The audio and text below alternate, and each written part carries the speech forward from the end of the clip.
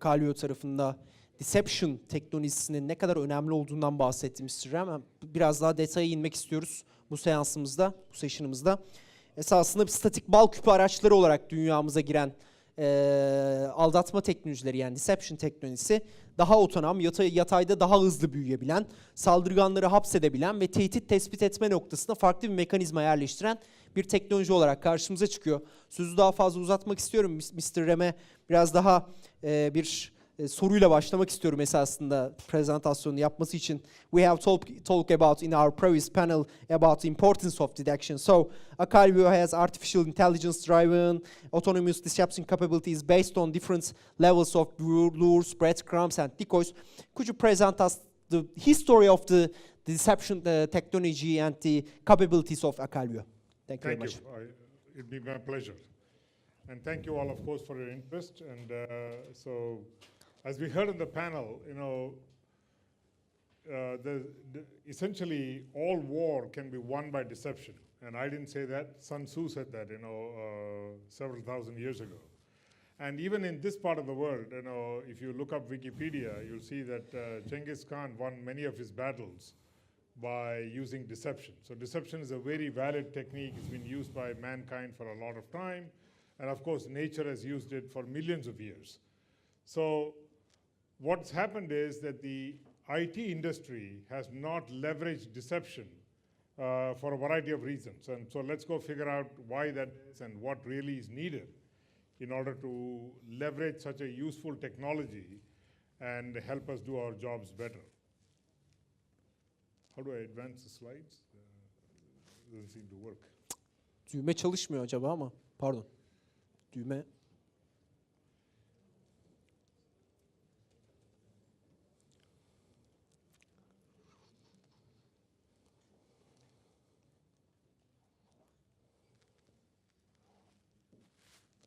Cool. Okay, so just a quick thing about the company. We are a Silicon Valley startup, 3 years old, funded by some of the biggest names in the business. GV is Google Ventures, so Google is an investor, Splunk and a bunch of other Silicon Valley players. Lots of advisors.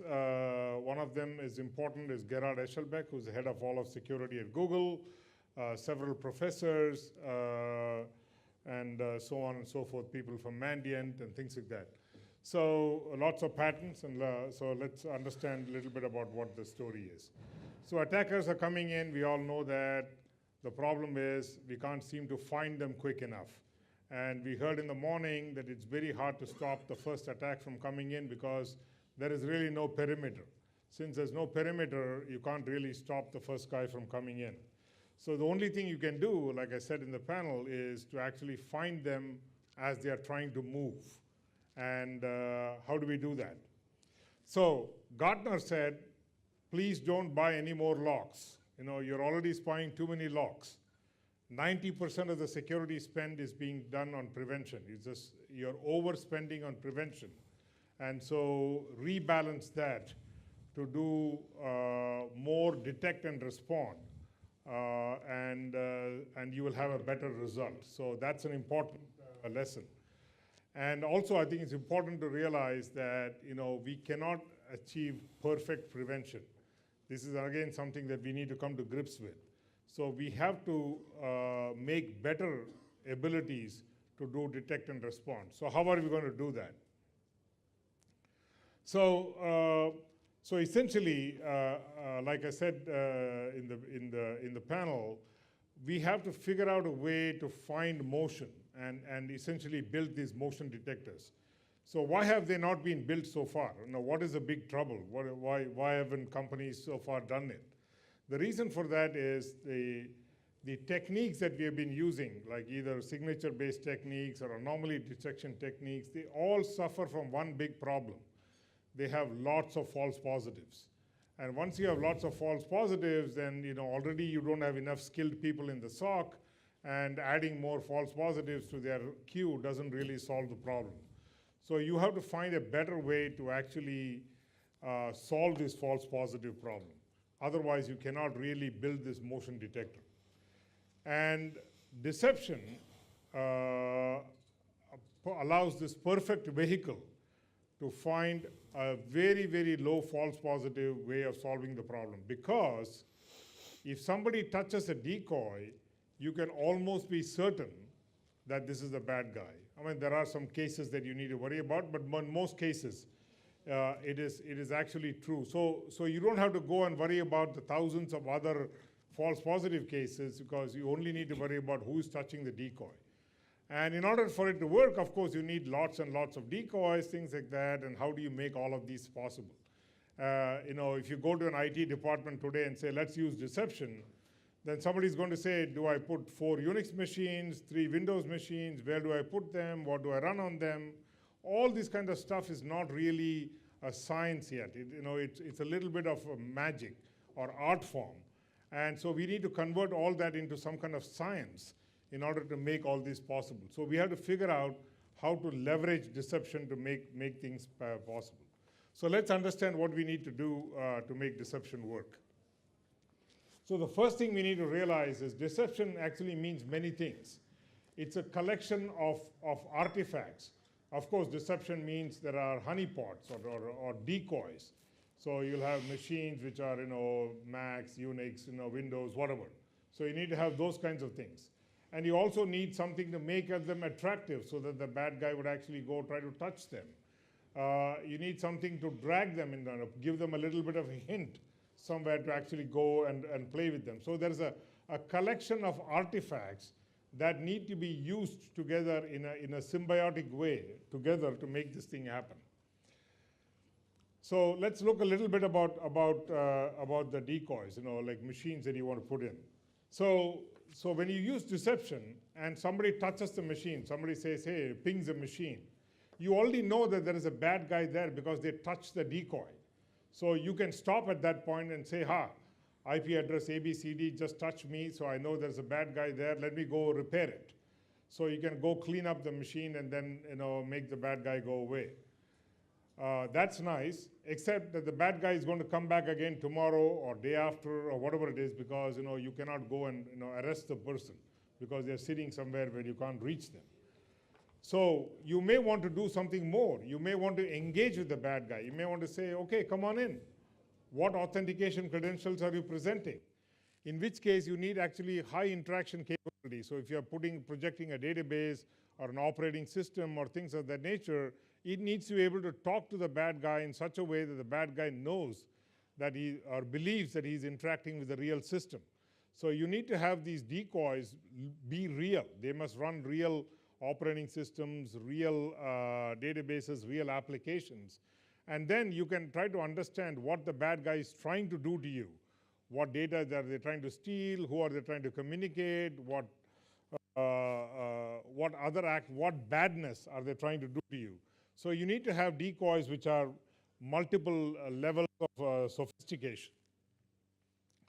You also need to make them attractive. So you may want to put a vulnerability somewhere so the attacker says, something forgot to be patched, so I'll go and play with it and try to attack. So you need to make your systems look lived in and look attractive. You also may want to leave some interesting things. You may want to say, when an attacker comes into machine number 1, what does he do? He has only 2 or 3 things that they can do. The first thing they can do is they can look around. They can say, what other machines are in the network? So they can start asking, they can start scanning. And when you start scanning, of course, if you're a decoy, you will get the scan and you will say, somebody's trying to reach me. The second thing that the attacker can do is to actually go look in a catalog, like an Active Directory, and say, what are the interesting services that are running? Are the databases running here? Is an administrator logged into this database? Things like that. And the third thing they can do is to try to find out what is on the machine that I'm on right now. I'm on Ram's machine. What else is here? Did an administrator ever log in here before? Can I go look in the memory of the machine and find a key? Is there a share in this machine that can actually lead me somewhere else? So having these nice kind of breadcrumbs that you actually leave strategically inside the environment can allow the attacker a way to move forward, and then a way for you now, of course, to catch the person. So that's very important. So that's why these decoys and breadcrumbs and lures, all of them need to work together in a nice symbiotic way. The other thing that's interesting is these decoys need to look like they belong in the particular company. So if you're looking at, I don't know, pick any company, your favorite company, FUBAR company. You go there, Acme Corporation. You need to make sure that if Acme is not using any Macs, there's no reason for you to project Mac decoys inside the environment because the attacker knows that Macs don't belong in this particular place. Or if they're using Oracle instead of SQL Server, you want to make sure that your decoys look exactly like they actually belong inside the environment. So it's very important to blend into the environment because if you stand out, then nobody's going to go touch these decoys. Attackers are very smart. So if all your tellers leave at 6 o'clock in the evening, if you're a bank, and you actually project 20 teller machines, the attacker knows that these are not real machines because the tellers have all gone home. The parking lot is empty. So you have to make sure that these things look like they belong in a particular environment. And the deceptions need to be dynamic. One of the big things about deception technology is staleness is an enemy of deception. If something is stale, no attacker is going to touch it.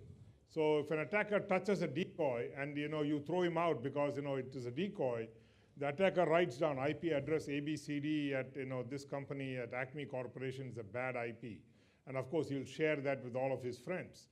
And next time, nobody's going to touch this decoy because they already know that the policeman is standing at that particular street corner. So you need to make sure the decoys can move. And also environments change, threats change. Tomorrow there may be a new threat against Windows, so you need to make sure you have the right kind of decoys for it. Or the machines may come and go inside an environment. So it's very, very important to make sure that the deceptions are dynamic in order for them to be effective. And you have to industrialize deception. That means you cannot have a human being try to figure out, do I put 4 boxes, 3 boxes, what do I run on them? All of these things should be naturally possible to be figured out by software. So that's what I meant by autonomous. Autonomous means that I understand what is available and I can intelligently go figure out what I need to happen, right? So you need to also have density. You can't just have 2 or 3 decoys because if you look at the ocean and you put 2 or 3 buoys, nobody's going to run into them because the ocean is vast. So you need to make sure there are enough density of decoys so that you can actually make all of this possible. Of course, when you have density, you have to worry about, I can barely manage my real machines. You're asking me to put fake machines, who's going to manage them and who's going to pay for them and things like that. So you need to have a way to actually address all of those, which I'll come to in a second. And ease of use. Nobody wants to do more work, right? So you want to make sure all of these things is possible. One final very important point. Deception is a sword, which has got 2 edges. It's a 2-edged sword. Deception can be a great tool for you to fight these false positives, but it can also cause great harm to you because you now put a fake entity inside your machine, inside your environment.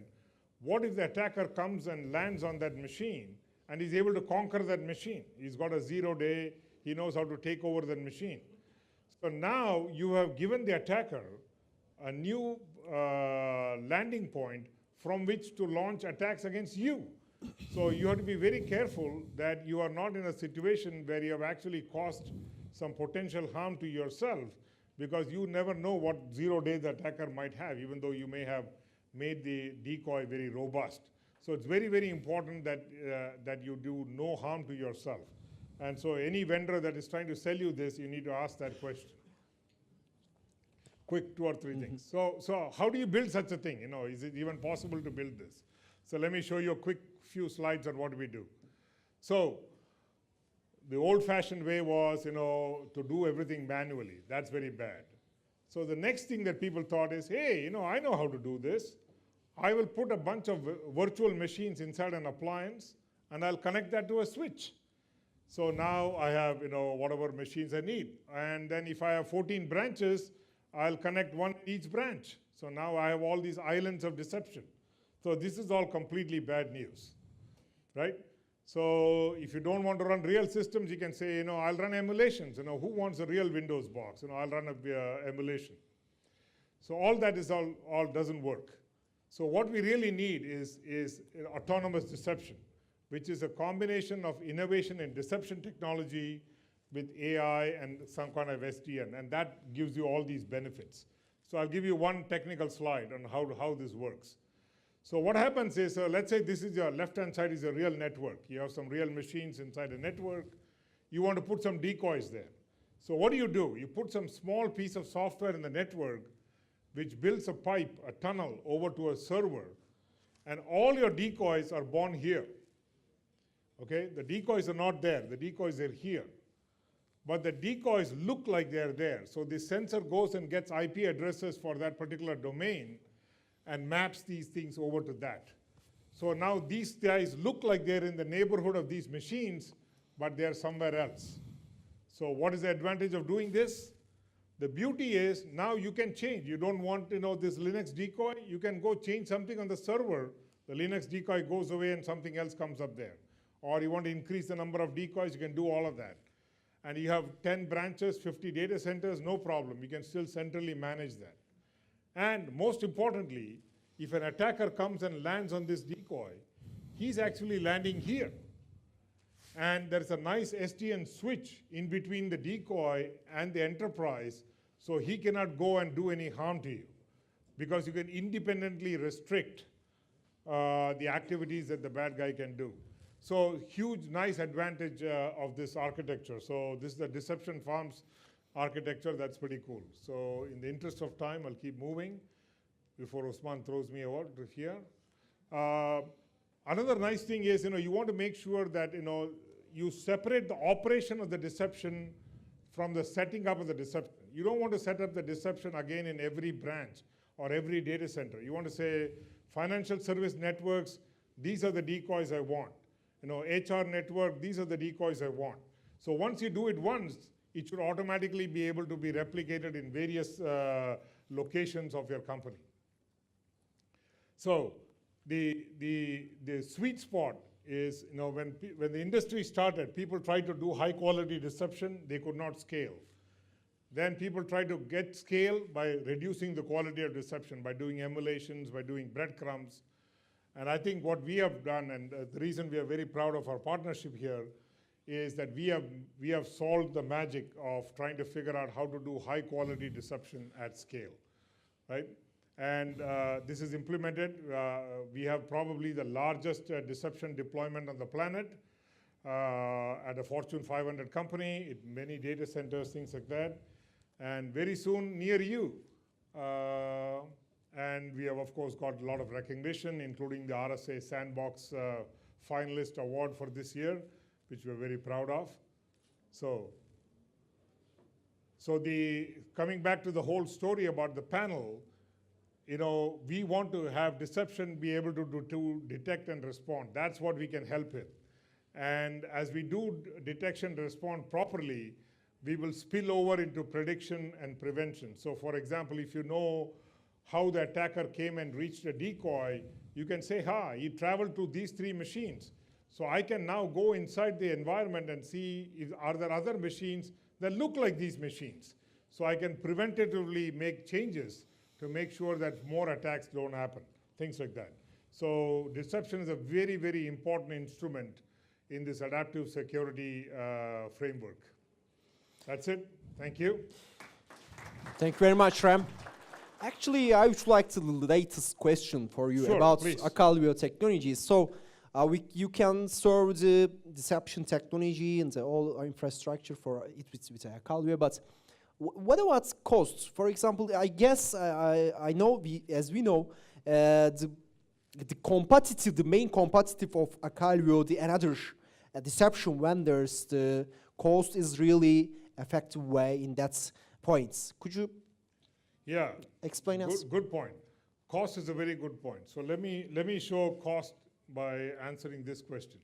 So the cost happens when you put decoys in the environment. The question is, if you go to your CFO and say, boss, I need to buy 5 more machines because I'm waiting for a bad guy to come and step on them, you'll be thrown out of the office.